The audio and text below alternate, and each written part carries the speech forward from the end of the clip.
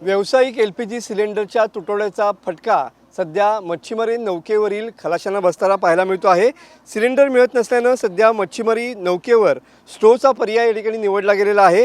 मच्छीमारी बोटीवर सध्या डिझेलच्या स्टोवचं वरूनच या ठिकाणी जेवण केलं जातं। एका मच्छीमारी बोटीवर जवळपास 22 खलाशी असतात आणि मच्छीमारी बोटीवरील तांडेरांना एका आठवड्याला जवळपास 3 व्यावसायिक सिलेंडर या ठिकाणी लागतात।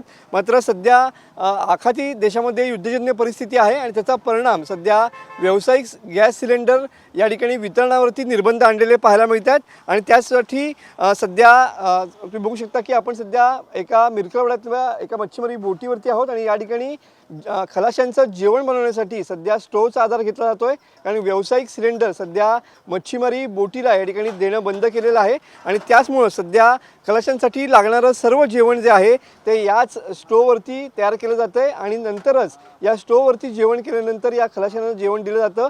जवळपास एका बोटीसाठी आठवड्याला 3 व्यावसायिक सिलेंडर लागतात। मात्र सध्या व्यावसायिक सिलेंडरचा तुटवडा आहे आणि त्याचमुळे सध्या मच्छीमारी बोटीवरती या ठिकाणी डिझेलच्या स्टोवचा वापर केला जातोय आणि या डिझेलच्या स्टोववरनंच पूर्ण जेवण करून सध्या या खलाशांना दिलं जातंय। कॅमेरामन समित गजनेसह मी मनोज लेले, TV9 मराठी, रत्नागिरी।